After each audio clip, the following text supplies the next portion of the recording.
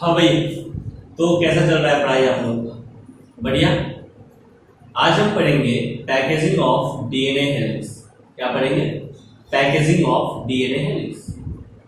तो बात आता है कि डीएनए हेलिक्स को पैकेजिंग करने का जरूरत क्यों पड़ा। तो देखते हैं क्यों पड़ा।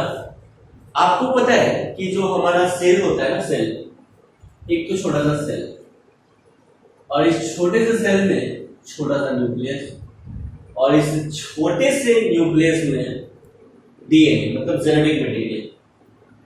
अब ये जेनेटिक मटेरियल इस छोटे से न्यूक्लियस में कैसे आएगा, जबकि हम आपको बता दें कि जो न्यूक्लियस का डायमीटर होता है वो डायमीटर होता है 10 to the power -6 मीटर। मतलब हम बोल सकते हैं 1 माइक्रोन या 1 माइक्रोमीटर। इतना छोटा है डायमीटर न्यूक्लियस का, और इसमें हमको डीएनए को रखना है। अब डीएनए कितना बड़ा है ये हम देखते हैं। आपको पता है कि टिपिकल मैमेलियन सेल में, यानी ह्यूमंस में, ह्यूमंस ही ले लेते हैं, ह्यूमंस में total number of base pair कितने प्रेजेंट होते हैं? Total number of base pair, जैसे हमारे सेल में total number of base pair कितने हैं? ह्यूमन सेल में total number of base pairs DNA के कितने हैं? Total number of base pair कितने हैं? Total number of base pair in human cell. Human cell में total number of base pair कितना है? तो सर ये है 6.6 into 10 to the power 9। कितना है? 6.6 into 10 to the power 9 base pair. इतना बेस पेयर है। आपको पता है कि दो बेस पेयर्स के बीच डिस्टेंस कितना होता है? दो बेस पेयर्स के बीच डिस्टेंस कितना होता है? 0.34 नैनोमीटर। कितना होता है? 0.34 नैनोमीटर या 3.4 angstrom. In distance between two consecutive base pair, distance between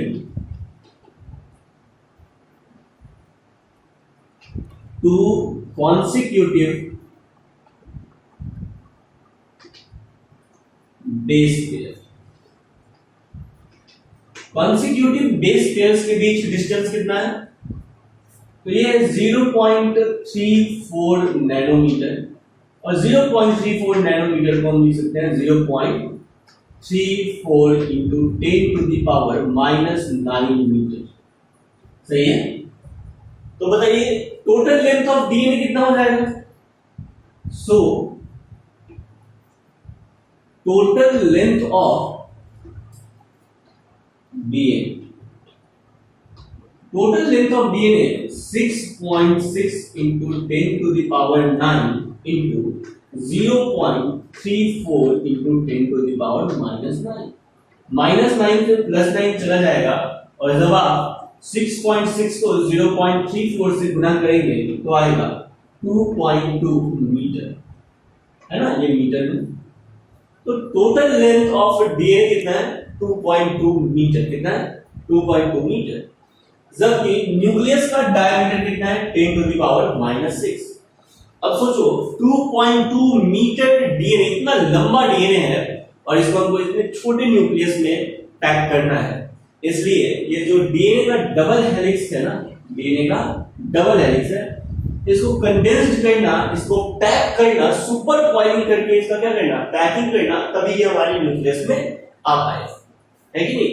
तो पैकेजिंग ऑफ डीएनए का रिक्वायरमेंट क्यों पड़ा आपको पता है? क्योंकि लेंथ ऑफ डीएनए बहुत ज्यादा है, उसके रिस्पेक्ट में न्यूक्लियस का साइज बहुत छोटा है, तो आखिर इसको रहना तो न्यूक्लियस के अंदर ही है, इसलिए इसका पैकेजिंग क्या है? जरूरी है। एनसीईआरटी ये क्वेश्चन आपसे पूछ लेता है। आपको पता है कि ये सब कुछ बेसिक कॉन्सेप्ट आपको पता है, तो उससे आपसे क्वेश्चन पूछता है, बेसिक क्वेश्चन बोलता है कि लेंथ ऑफ इकोलाई डीएनए दिया हुआ है। अब length of E coli DNA, length of E coli DNA, और लेंथ ऑफ इकोलाई डीएनए कितना है? 1.36 mm। 1.36 मिलीमीटर है। तो क्या आप बता सकते हैं कि इसमें total number of base pair कितना प्रेजेंट होगा? कैन यू कैलकुलेट, आगे बोलता है can you calculate total number of base pair? Can you calculate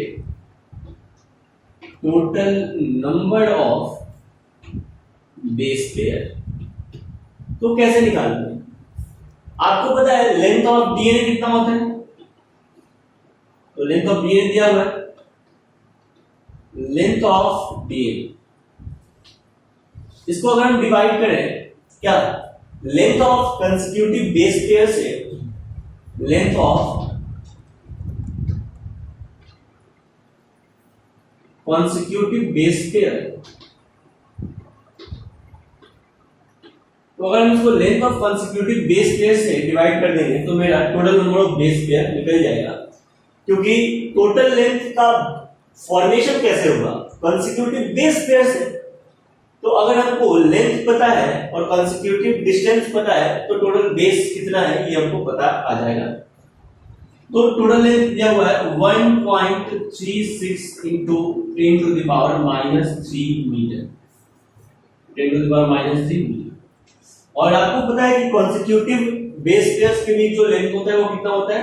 तो सर ये होता है 0.34 into 10 to the power -9 क्या मीटर। अगर ये मीटर से तो मीटर कट गया और ये इससे कट जाएगा 10 to the power -6 आ जाएगा, और जब आप इसको इससे काटेंगे तो ये आ जाएगा 4, आ जाएगा 4। तो right answer will be 4 into 10 to the power 6 base pair.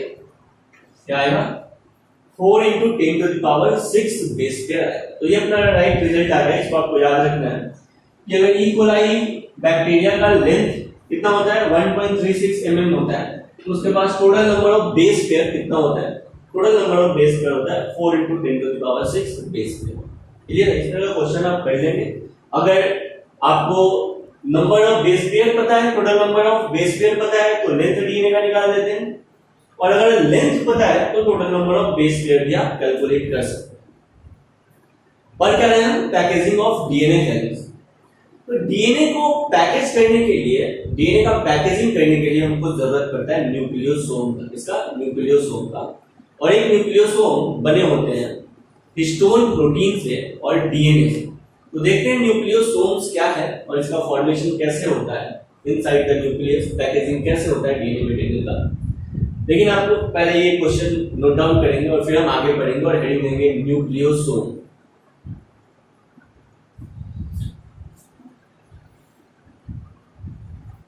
Next heading देंगे न्यूक्लियोसोम। जो न्यूक्लियोसोम है ना, न्यूक्लियोसोम ये बना होता है पॉजिटिवली चार्ज्ड एमिनो एसिड्स। किससे? पॉजिटिवली चार्ज्ड एमिनो एसिड या बेसिक एमिनो एसिड्स। तो हिस्टोन प्रोटीन्स जो होते हैं वो बेसिक होते हैं, और डीएनए जो है ये निगेटिवली चार्ज होता है और एसिडिक होता है।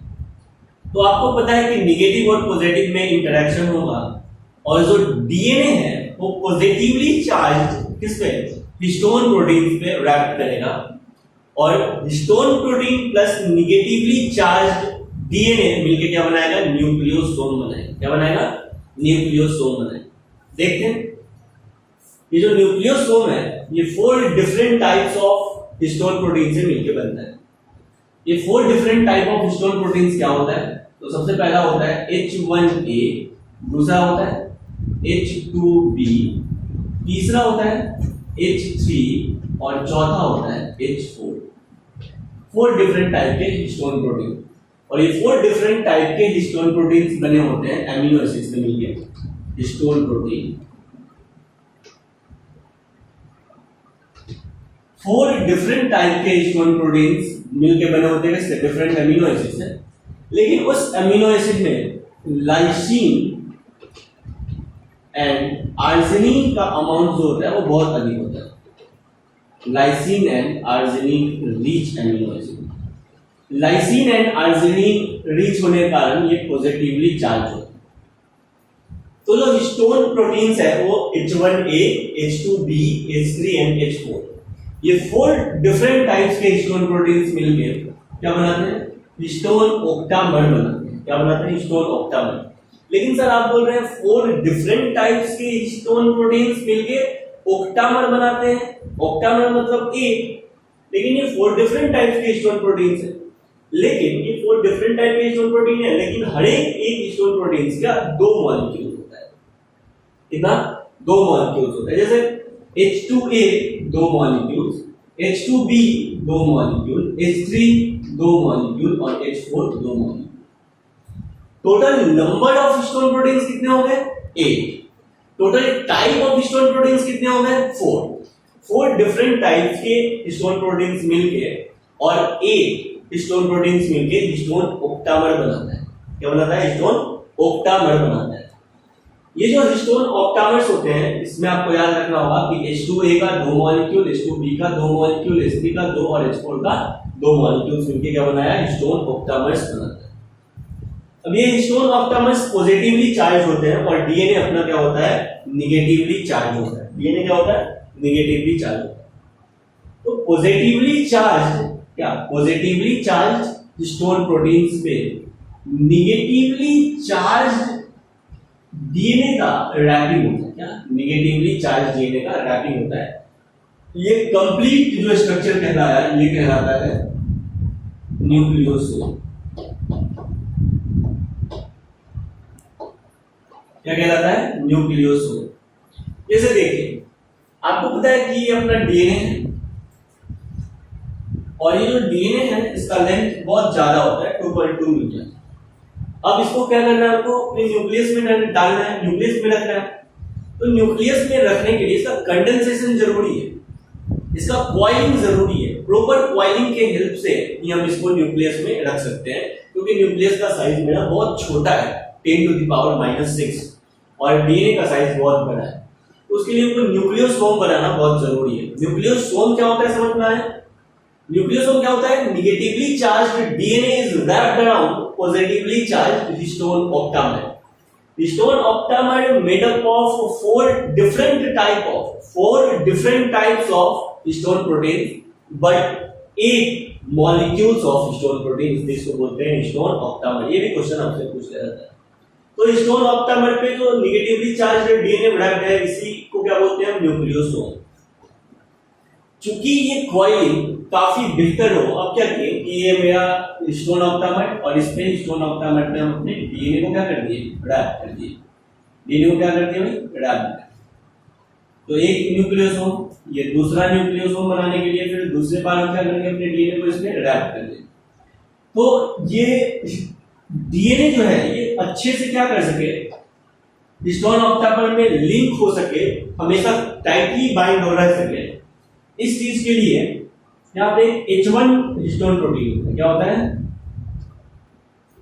H1, only H1 histone protein होता है ये। और ये जो H1 हिस्टोन है, क्या ये ऑक्टामर का पार्ट है? तो सर ये ऑक्टामर का पार्ट नहीं है। ये सिंपली न्यूक्लियोसोम के स्ट्रक्चर को मेंटेन रखने के लिए क्या है? H1 हिस्टोन प्रोटीन्स का जरूरत पड़ता है। H1 हिस्टोन प्रोटीन जो होता है, इसको हम इसीलिए क्या कहते हैं? सीलिंग प्रोटीन कहते हैं। क्या कहते हैं? Ceiling protein. मतलब न्यूक्लियोसोम को सील करने का काम करता है। सीलिंग प्रोटीन क्या कहते हैं? इसको सीलिंग प्रोटीन्स कहते हैं। ये हिस्टोन ऑक्टामर का पार्ट नहीं है, not part of histone octamer, not part of histone octamer. ये हिस्टोन ऑक्टामर का पार्ट नहीं।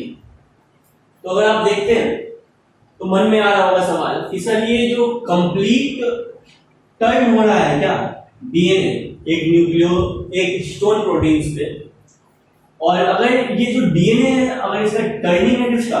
हिस्टोन प्रोटीन्स पे, तो एक कंप्लीट टर्निंग में या एक कंप्लीट न्यूक्लियोसोम में टोटल डीएनए का बेस पेयर्स का नंबर कितना होता है? क्या total number of base pair कितना होता है? तो नेक्स्ट पॉइंट आप लिख सकते हैं, ये इंपॉर्टेंट है।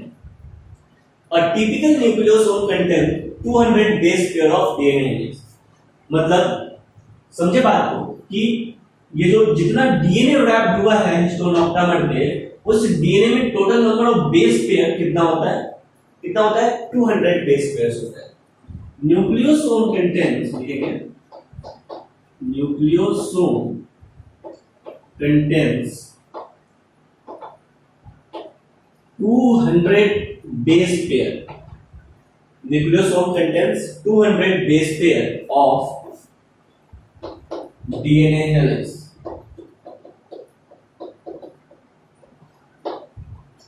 Nucleosome contains 200 base pair of DNA helix. कहने का मतलब है कि ये अपना DNA और ये न्यूक्लियोसोम मतलब हिस्टोन ऑक्टामर, क्या ये हिस्टोन ऑक्टामर, ठीक है। दूसरा हिस्टोन ऑक्टामर, तीसरा हिस्टोन ऑक्टामर, चौथा हिस्टोन ऑक्टामर, पांचवा हिस्टोन ऑक्टामर, इस तरह से।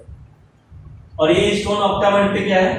इस तरह से डीएनए रैप्ड है। इस तरह से डीएनए क्या है? रैप्ड। तो जो डीएनए रैप्ड है इस तरह से, तो एक कंप्लीट न्यूक्लियोसोम में जब डीएनए रैप्ड है तो total amount of base pair कितना इन्वॉल्व है? 200 बेस पेयर्स इन्वॉल्व है। लेकिन आपको दिख रहा होगा कि कुछ डीएनए ऐसे भी हैं जो न्यूक्लियोसोम में नहीं है ना, न्यूक्लियोसोम में नहीं है। तो जो डीएनए का सेगमेंट न्यूक्लियोसोम में नहीं है उस सेगमेंट को हम कहते हैं लिंकर्ड डीएनए। क्या कहते हैं? लिंकर्ड डीएनए। क्या कहते हैं? लिंकर्ड डीएनए कहते हैं। और इसी मॉडल को हम कहते हैं बीट्स ऑन स्ट्रिंग। ऐसा लगता है कि डीएनए थ्रेड्स के जैसा है और उसपे जो न्यूक्लियोसोम है मतलब जो हिस्टोन ऑक्टामर है ये बीड्स के जैसा दिखाई देता है। बीड्स कहने का मतलब मोती के जैसा दिखाई देता है। तो ये न्यूक्लियोसोम और जो न्यूक्लियोसोम डीएनए का है ना, इस स्ट्रक्चर को हम कहते हैं बीड्स ऑन स्ट्रिंग। क्या कहते हैं? Beads on string. Beads on string क्या कहते हैं? Beads on string, right.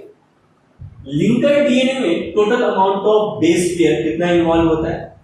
तो सर 40 to 80 बेस पेयर्स, कितना? 40 to 80 बेस पेयर्स यहाँ पे इन्वॉल्व होता है। क्लियर?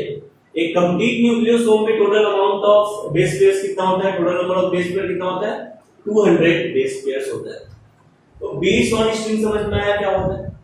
और ये जो बीड्स ऑन स्ट्रिंग्स है, ये जो सेमी कंडेंस्ड स्ट्रक्चर है डीएनए का न्यूक्लियोसोम के कारण, इसी स्ट्रक्चर को हम कहते हैं क्रोमैटिन मटेरियल। क्या कहते हैं? Chromatin material. तो क्रोमैटिन कुछ नहीं है। क्रोमैटिन क्या है? डीएनए। और ये जो डीएनए है ये न्यूक्लियोसोम पे या हिस्टोन ऑक्टामर्स में क्या है? रैप्ड है। इसी स्ट्रक्चर को क्या कहते हैं? क्रोमैटिन। क्या कहते हैं? क्रोमैटिन। और इसी क्रोमैटिन का कंडेंसेशन होगा तो बन जाएगा क्या? क्रोमोसोम। ठीक है। इसका मतलब न्यूक्लियोसोम को हम बोल सकते हैं कि क्रोमैटिन का ये जो बीड्स ऑन स्ट्रिंग है, एक्चुअली ये बीड्स ऑन स्ट्रिंग क्या है?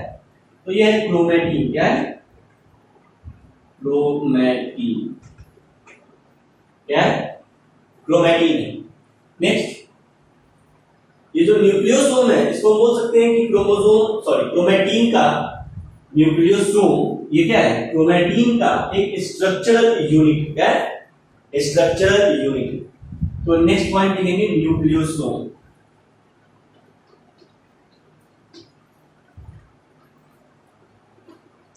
न्यूक्लियोसोम क्या है? ये nucleosome structural unit of chromatin material.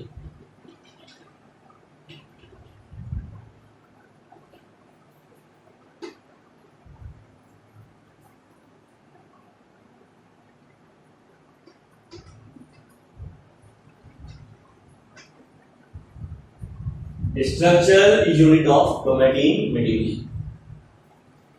ये न्यूक्लियोसोम है ना, न्यूक्लियोसोम ये कंटीन्यूअस बहुत सारे न्यूक्लियोसोम्स है और डीएनए ये कंप्लीट स्ट्रक्चर, कंपोजिट स्ट्रक्चर ही क्या कहलाता है? क्रोमैटिन कहलाता है।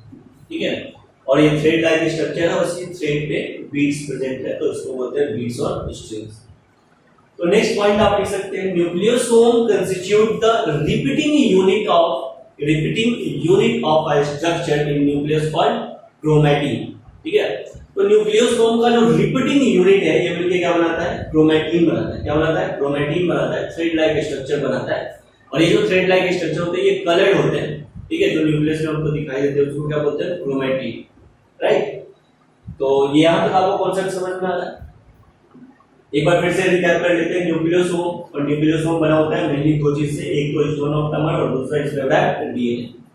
स्टोन ऑप्टामर 4 डिफरेंट टाइप्स के स्टोन प्रोटीन से मिलकर बनते हैं, लेकिन उस 4 डिफरेंट हिस्टोन प्रोटीन्स में एक मॉलिक्यूल ऑफ हिस्टोन प्रोटीन्स रहता है, क्योंकि हर एक हिस्टोन प्रोटीन का 2 मॉलिक्यूल होता है। 4 हमको दिखाई दे रहा है और 4 इसके पीछे है जो हमको दिखाई नहीं दे रहा, इसलिए इसको बोलते हैं हिस्टोन ऑप्टामर्स, राइट। एक कंप्लीट न्यूक्लियोसोम में जो total amount of base pairs है डीएनए का वो होता है 200 बेस पेयर्स। नेक्स्ट है, अब जो डीएनए है ये हिस्टोन ऑप्टामर पे रैप होने के कारण ऐसा लगता है बीट्स ऑन स्ट्रिंग्स, यानी धागे पे बीट्स है, इसको बोलते हैं क्रोमैटिन। और एक क्रोमैटिन का जो स्ट्रक्चरल यूनिट होता है उसको क्या बोल सकते हैं हम, न्यूक्लियोसोम कह सकते हैं। क्या कह सकते हैं, न्यूक्लियोसोम। क्वेश्चन आपसे पूछ लिया जाएगा कि भाई आप बताइए कि ऐसे जो बीट्स हैं, ऐसे जो न्यूक्लियोसोम है, अगर ह्यूमन के पास total number of base pairs, अगर ह्यूमन सेल में total number of base pair 6.6 into 10 to the power 9 है, तो टोटल नंबर ऑफ बीट्स बताइए। क्या बताना है आपको, टोटल नंबर ऑफ बीट्स बताना है, तो बता देंगे। देखते हैं कैसे बताएंगे इस चीज को, पहले आप यहां तक नोट डाउन करेंगे, फिर हम एक क्वेश्चन करेंगे। और ये क्वेश्चन एनसीईआरटी में दे रखा है, आपसे पूछता है कि अगर ह्यूमन सेल में, अगर ह्यूमन सेल में हमको नंबर ऑफ बीट्स पता करना होगा, नंबर ऑफ न्यूक्लियोसोम पता करना होगा, तो कैसे पता करेंगे, ठीक है। पहले आप यहां तक नोट डाउन करेंगे, फिर क्वेश्चन देखते हैं।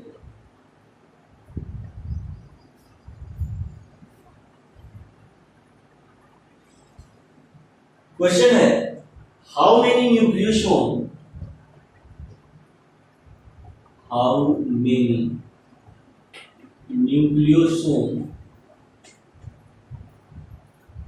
और न्यूक्लियोसोम्स को क्या कहते हैं हम, बीट्स। हाउ मेनी न्यूक्लियोसोम्स या beads do you imagine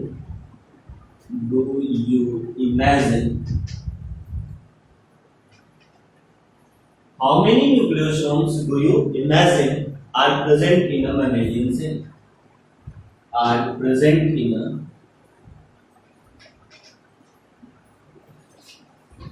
mammalian cell?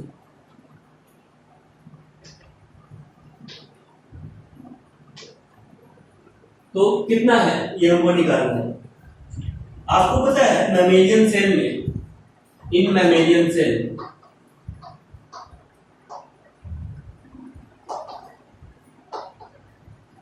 Total number of base pair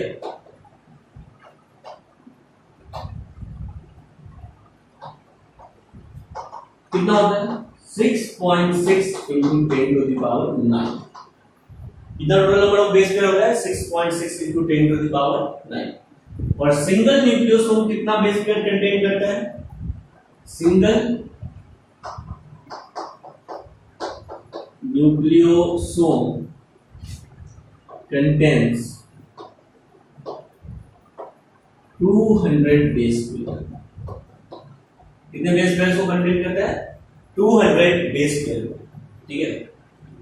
तो टोटल नंबर ऑफ न्यूक्लियोसोम कितना बन जाएगा, डिवाइड कर देंगे, सिंपल है। So nucleosome present in, nucleosome present in, nucleosome present in human cell,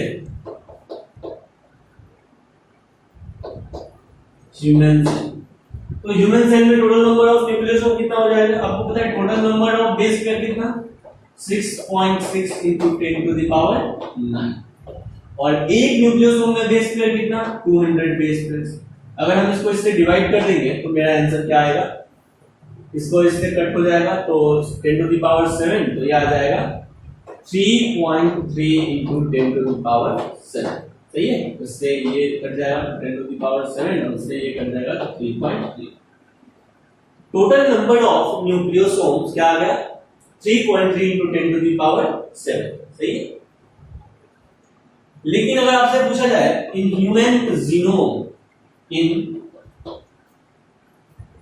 human genome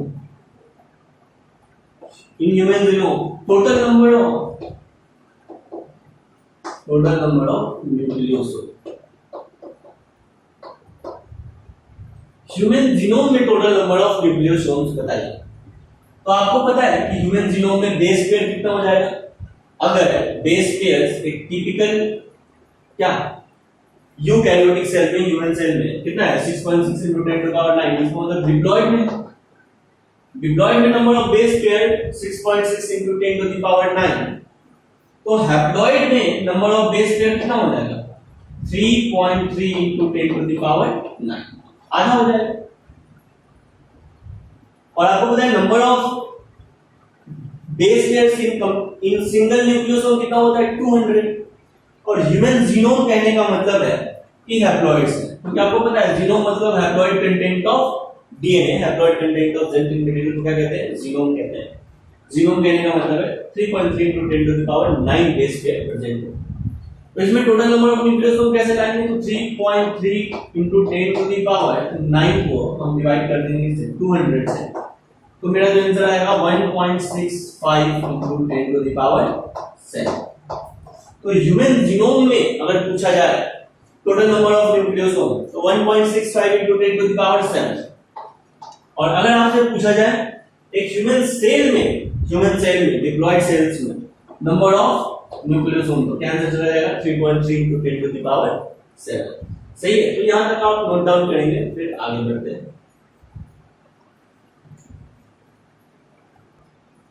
तो आपको पता है कि ये डीएनए और डीएनए जो है ये रैप्ड है किस पे? न्यूक्लियोसोम पे, मतलब हिस्टोन ऑक्टामर। डीएनए और ये हिस्टोन ऑक्टामर, ये डीएनए और ये हिस्टोन ऑक्टामर, और हिस्टोन ऑक्टामर पे डीएनए अगर रैप्ड है तो क्या बना रहा है? हिस्टोन ऑक्टामर पे डीएनए अगर रैप्ड है तो क्या बना रहा है? क्रोमैटिन। तो ये है क्रोमैटिन। अब इस क्रोमैटिन मटेरियल का फर्दर कंडेंसेशन होता है at the time of cell division. और सेल डिवीजन में जब कंडेंसेशन होता है क्रोमोसोम्स का तो प्रोफेज से शुरू हो जाता है। क्रोमैटिन मटेरियल का जब कंडेंसेशन होता है तो प्रोफेज से शुरू हो जाता है, लेकिन कंप्लीट कंडेंसेशन किस फेज में होता है? Metaphase stage. किसमें होता है? मेटाफेज स्टेज में। यानी अगर आपको क्रोमोसोम देखना है अच्छा, है ना, कंडेंस्ड क्रोमोसोम देखना है, कंप्लीट फॉर्म्ड क्रोमोसोम देखना है, तो वो आपको दिखाई देता है मेटाफेज स्टेज में। और क्रोमैटिन के कंडेंसेशन से ही बनता है क्या बनता है? क्रोमोसोम्स। और ये जो क्रोमैटिन है ना, क्रोमैटिन, अब इस क्रोमैटिन का पैकेजिंग करना है, क्रोमोसोम्स बनाना है अगर हमको, तो हमको चाहिए होता है नॉन हिस्टोन प्रोटीन्स। क्या चाहिए होता है? Non histone protein. एक को हिस्टोन प्रोटीन चाहिए होता है न्यूक्लियोसोम बनाने के लिए, यानी क्रोमैटिन बनाने के लिए। फिर क्रोमैटिन से क्रोमोसोम्स बनाने के लिए हमको क्या चाहिए होता है? नॉन हिस्टोन प्रोटीन्स बनाना होता है, नॉन हिस्टोन चाहिए होता है। देखिए लिखेंगे जब these chromatin material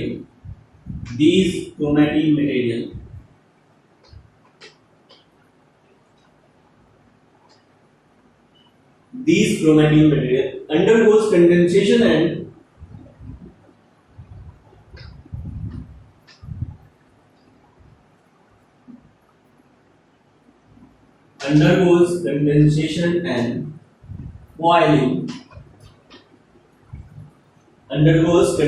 and boiling at metaphase stage.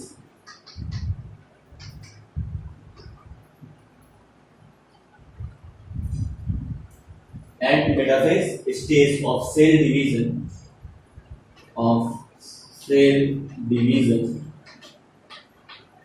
to form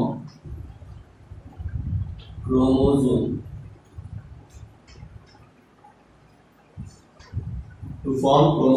Next point में लिखेंगे the packaging of chromatin required non-histone protein. The packaging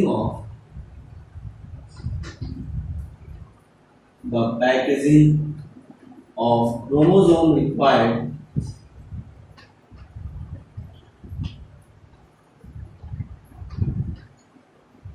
non-histone protein.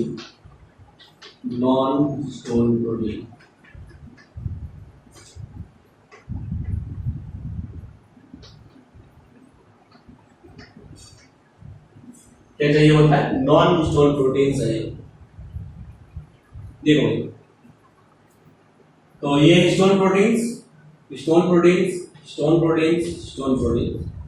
और इस पे डीएनए रैप्ड है और बनाता है न्यूक्लियोसोम, है ना। और न्यूक्लियोसोम अगर रैप्ड हो जाता है ठीक है, डीएनए के साथ। तो ये अपना बन गया क्रोमेटिन। अब इस क्रोमेटिन का पैकेजिंग करना है, अगर आपको क्रोमोसोम्स बनाना है, तो ये जो क्रोमोसोम्स का पैकेजिंग है और इसमें क्या है, जो रैप्ड डीएनए मटेरियल है इसको क्रोमेटिन कहते हैं। ये जो क्रोमोसोम्स के ये जो पैकेट्स है ना, पैकेट्स, ये एक्चुअल में जो क्रोमोसोम्स का पैकेट है यही बना हुआ है किसका, नॉन हिस्टोन प्रोटीन का, एनएचपी इसका बना है, नॉन हिस्टोन प्रोटीन का। क्लियर? देखिए अभी हम देखते हैं कि जो क्रोमेटिन होता है ना, क्रोमेटिन ये मेनली दो तरह का होता है। एक होता है यू क्रोमेटिन और दूसरा होता है हेटेरोक्रोमेटिन। यू क्रोमेटिन क्या होते हैं, लूजली पैक्ड क्रोमेटिन को क्या कहते हैं, यू क्रोमेटिन। और डेंसली डार्क या densely packed region of chromatin को क्या कहते हैं, हेटेरोक्रोमेटिन। ये यू क्रोमेटिन जो होते हैं वो ट्रांसक्रिप्शनली एक्टिव होते हैं, फंक्शनल होते हैं, लेकिन हेटेरोक्रोमेटिन ट्रांसक्रिप्शनली इनएक्टिव होते हैं, नॉन फंक्शनल होते हैं।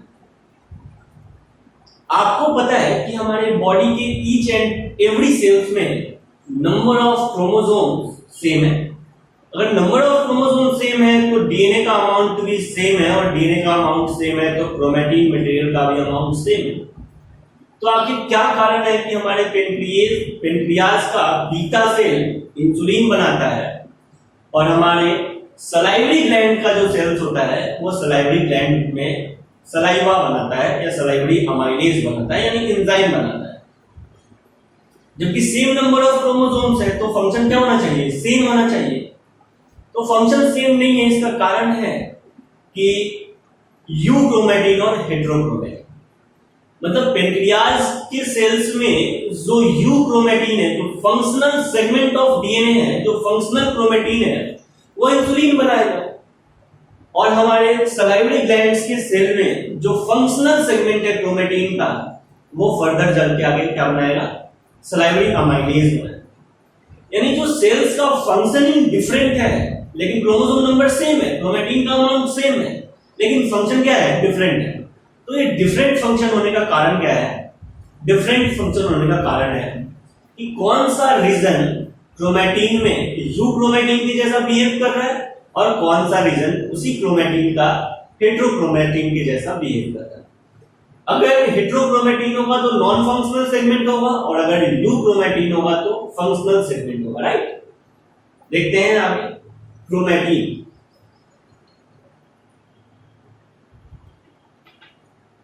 और क्रोमेटिन दो तरह का, एक होता है हेटेरोक्रोमेटिन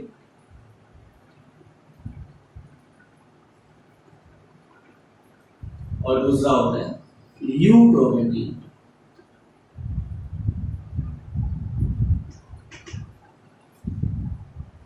ये जो हेटेरोक्रोमेटिन होता है ना, हेटेरोक्रोमेटिन, ये क्या होता है, densely packed region of chromatin होता है। क्या होता है,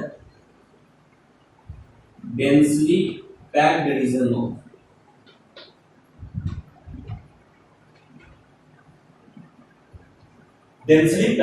ऑफ क्रोमेटिन। और ये जो यू क्रोमेटिन होता है ये loosely packed region of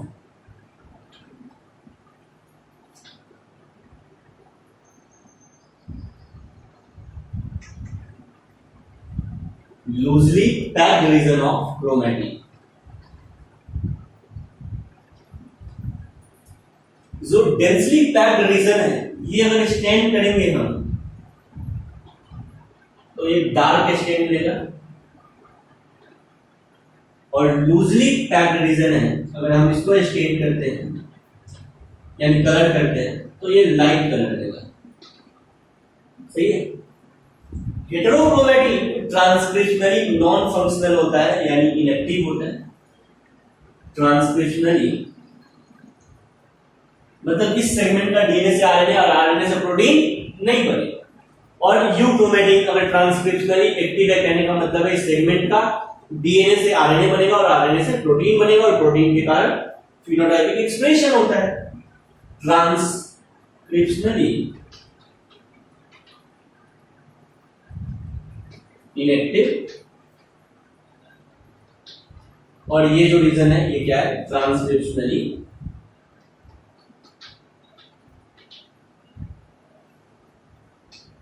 active. ये आपको याद रखना है कि यूक्रोमैटिन फंक्शनल क्रोमैटिन होते हैं, हेटेरोक्रोमैटिन नॉन फंक्शनल क्रोमैटिन। यहां तक आप नोट डाउन करेंगे, फिर हम फर्दर देखेंगे कंडेंसेशन डीएनए का, ठीक है, कि कैसे क्रोमैटिन बनता है और कैसे क्रोमैटिन से फिर सोलेनॉइड स्ट्रक्चर बनता है और फिर कैसे सिंगल क्रोमैटिन बनता है और फिर डबल क्रोमैटिन क्या होता है, इसका साइज है, कंडेंसेशन का क्या कारण है, ये सब पहले आप यहां तक नोट डाउन करेंगे, फिर आगे बढ़ते हैं। अब हम देखते हैं पैकेजिंग ऑफ डीएनए, ठीक है, और कैसे क्रोमोसोम्स बनता है। आपको पता है इनिशियल कंडीशन में जो जेनेटिक मटेरियल है ये अपना डीएनए है, और इस डीएनए का जो डायमीटर होता है वो कितना होता है 2 नैनोमीटर। कितना होता है 2 नैनोमीटर। और डीएनए का ये जो रैपिंग होना है वो किसमें होता है हिस्टोन ऑक्टामर। इसमें होता है हिस्टोन ऑक्टामर पे। तो हिस्टोन ऑक्टामर और ये डीएनए का रैपिंग, हिस्टोन ऑक्टामर डीएनए का रैपिंग, हिस्टोन ऑक्टामर और डीएनए का रैपिंग। अब जो अपना डीएनए बन गया ये बन गया 10 नैनोमीटर। कितना 10 नैनोमीटर, ठीक है। तो डीएनए में हिस्टोन ऑक्टामर, इसी को हम क्या बोलते हैं न्यूक्लियोसोम। क्या कहते हैं न्यूक्लियोसोम। और बहुत सारे न्यूक्लियोसोम मिलकर क्या बना दिए क्रोमैटिन। क्या बना दिए क्रोमैटिन, नहीं क्रोमैटिन नहीं, क्या बना दिए क्रोमैटिन। क्या बन गया क्रोमैटिन। अब हम देखेंगे पैकेजिंग ऑफ डीएनए। आपको पता है ये जो डीएनए होता है ना, डीएनए, इस डीएनए का डायमीटर कितना होता है, तो सर डीएनए का डायमीटर होता है 2 नैनोमीटर। कितना होता है 2 नैनोमीटर। अब ये डीएनए का थ्रेड और डीएनए के थ्रेड्स को रैप करना है किस पे हिस्टोन ऑक्टामर पे। तो ये हिस्टोन ऑक्टामर, और जब हिस्टोन ऑक्टामर पे डीएनए का रैपिंग हो जाएगा तो ये क्या बन जाएगा, क्या बन जाएगा न्यूक्लियोसोम। और बहुत सारे न्यूक्लियोसोम मिलकर बनाएंगे क्रोमैटिन मटेरियल। क्या बनाएंगे क्रोमैटिन मटेरियल। और इस क्रोमैटिन मटेरियल का जब आप डायमीटर देखेंगे तो 10 नैनोमीटर। क्या होता है 10 नैनोमीटर। फर्दर इस क्रोमैटिन मटेरियल को या इस क्रोमैटिन मटेरियल का, ठीक है, इस क्रोमैटिन मटेरियल का और कंडेंसेशन होगा ताकि सरफेस एरिया कम हो सके और बहुत कम एरिया में अधिक से अधिक क्या हो सके जेनेटिक मटेरियल आ सके। तो इसको सोलेनॉइड के फॉर्म में क्या किया जाता है रैपिंग किया जाता है। क्या मतलब सेल खुद करता है इस क्रोमैटिन को सोलेनॉइड के फॉर्म में रैपिंग। अगर आप इसका डायमीटर देखेंगे तो इसका डायमीटर होता है 30 नैनोमीटर। कितना होता है 30 नैनोमीटर। और 30 नैनोमीटर का ये बन गया सोलेनॉइड। क्या बन गया सोलेनॉइड। नेक्स्ट इस सोलेनॉइड का फिर हम सुपर कॉइलिंग करते हैं। क्या करते हैं सुपर कॉइलिंग करते हैं, मतलब सोलेनॉइड के फॉर्म में सोलेनॉइड का सुपर कॉइलिंग इस तरह से बनता है सोलेनॉइड। अब इस सोलेनॉइड के फॉर्म में सोलेनॉइड का इस तरह से सुपर कॉइलिंग, देखो समझ में आ रहा है, सोलेनॉइड के ऊपर सोलेनॉइड, इसको बोलते हैं सुपर सोलेनॉइड। क्या कहते हैं इसको सुपर सोलेनॉइड। तो ये सुपर सोलेनॉइड बन रहा है, सुपर सोलेनॉइड। क्या बन रहा है ये सुपर सोलेनॉइड।